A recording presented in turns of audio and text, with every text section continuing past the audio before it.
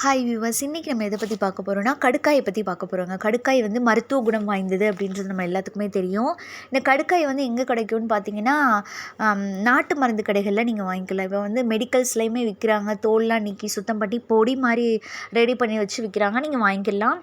இந்த கடுக்காயோட மருத்துவ குணம், மகத்துவம், அந்த பெனிஃபிட்ஸ்லாம் பற்றி நான் சொல்கிறேன். அதுக்கு முன்னால் வந்து சித்தர்கள் வந்து இந்த கடுக்காயை பற்றி என்ன சொல்கிறாங்கன்னு வாங்க பார்க்கலாம். அதாவது, காலையில் இஞ்சி கடும்பகல் சுக்கு மாலையில் கடுக்காய் உண்டால் கோலை ஊன்றி குறுகி நடக்கும் கிழவனும் கோலை வீசி குழாவி நடப்பானே அப்படின்னு சொல்கிறாங்க. இந்த கடுக்காயை சாப்பிட்டா கிழவன் கூட குமரன் மாதிரி வாழலாம் அப்படின்னு சொல்கிறாங்க. இதை எப்படி சாப்பிட்லான்னு பார்த்தீங்கன்னா, நைட்டு நேரத்தில் தூங்க போகிறதுக்கு முன்னால் ஒரு 5 கிராம்ஸ் அளவுக்கு எடுத்து தண்ணியில் போட்டு கொதிக்க வச்சுக்கோங்க. கொதிக்க வச்ச தண்ணியை வந்து ஃபில்ட்ரு பண்ணாமல் அப்படியே குடிச்சிடணும். இப்படி குடிச்சிட்டு வந்தால் 48 நாளைக்கு இதை குடிச்சிட்டு வரணுமா. அப்படி குடிச்சிட்டு வர சமயத்தில் என்ன நடக்கும்னு பார்த்தீங்கன்னா, நம்ம உடலில் உள்ள நச்சுக்கிருமிகள்லாம் வெளியேறும் அப்படின்னு சொல்கிறாங்க. மலச்சிக்கல்லாம் போகும், கழிவுகள்லாம் போகும் அப்படின்னு சொல்கிறாங்க. இதை வந்து இதய நோயாளிகள், சர்க்கரை நோயாளிகள்லாம் இதெல்லாம் சாப்பிட்டோன்னா அந்த நோய் வந்து கட்டுக்குள்ளே இருக்கும் அப்படின்னு சொல்கிறாங்கங்க. இன்னொன்று, குழந்தை பேர் இல்லாதவங்க வந்து இதை 48 நாள் தொடர்ந்து சாப்பிட்டு வந்தால் குழந்தை பேர் கிடைக்கும் அப்படின்னு சொல்கிறாங்க.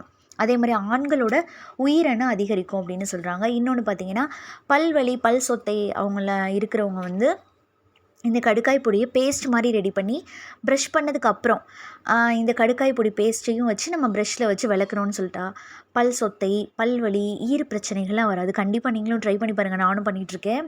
இதெல்லாம் வராது அப்படின்னு சொல்கிறாங்க. இன்னொன்று பார்த்திங்கன்னா, இப்பேற்பட்ட கடுக்காய் பொடியை யாரெல்லாம் சாப்பிடக்கூடாது அப்படின்றதும் சொல்கிறாங்க. வாங்க பார்க்கலாம். அதாவது, வயிற்று வலி பிரச்சனை இருக்கிறவங்க சாப்பிடக்கூடாதாங்க. ஊட்டச்சத்து குறைபாடு இருக்கிறவங்க சாப்பிடக்கூடாது. அதே மாதிரி தோல் அரிப்பு, தோல் பிரச்சனைகள் இருக்கிறவங்களும் சாப்பிடக்கூடாதுங்க. இன்னொன்று, டயபெட்டிஸ் பேஷண்ட் அதை எடுத்துக்கூடாதுன்னு சொல்கிறாங்க. குடலில் புண் இருக்கிறவங்க, பிரச்சனை இருக்கிறவங்களாம் சாப்பிடக்கூடாதுன்னு சொல்கிறாங்க. இன்னொன்று, தோல் ட்ரை ஆகிறவங்க, ரொம்ப ட்ரையாக இருக்கும், ஸ்கின்னெல்லாம் ட்ரையாக இருக்கும், அவங்களாம் சாப்பிடக்கூடாது அப்படின்னு சொல்கிறாங்க. இன்னொன்று பார்த்திங்கன்னா, வேறு மெடிசின்ஸ் மாத்திரை எடுத்துக்கிறவங்க, வேறு ட்ரீட்மெண்ட் பண்ணுறவங்க வந்து இந்த கடுக்காய் பொடியை சாப்பிட்ணுன்னு பார்த்தாங்கன்னா டாக்டர்கிட்ட கன்சல்ட் பண்ணிவிட்டு சாப்பிட்லாம் அப்படின்னு சொல்கிறாங்க. அப்புறம் கர்ப்பிணி பெண்கள் அவங்களும் இந்த கடுக்காய் பொடியை எடுத்துக்கணும்னு நினச்சிங்கன்னா உங்கள் டாக்டர்ஸ்கிட்ட கன்சல்ட் பண்ணிவிட்டு நீங்கள் சாப்பிடுங்க. இந்த டீட்டெயில்ஸ்லாம் வந்து இந்த கடுக்காய் பொடியை பற்றி நம்ம சொல்கிறாங்கங்க.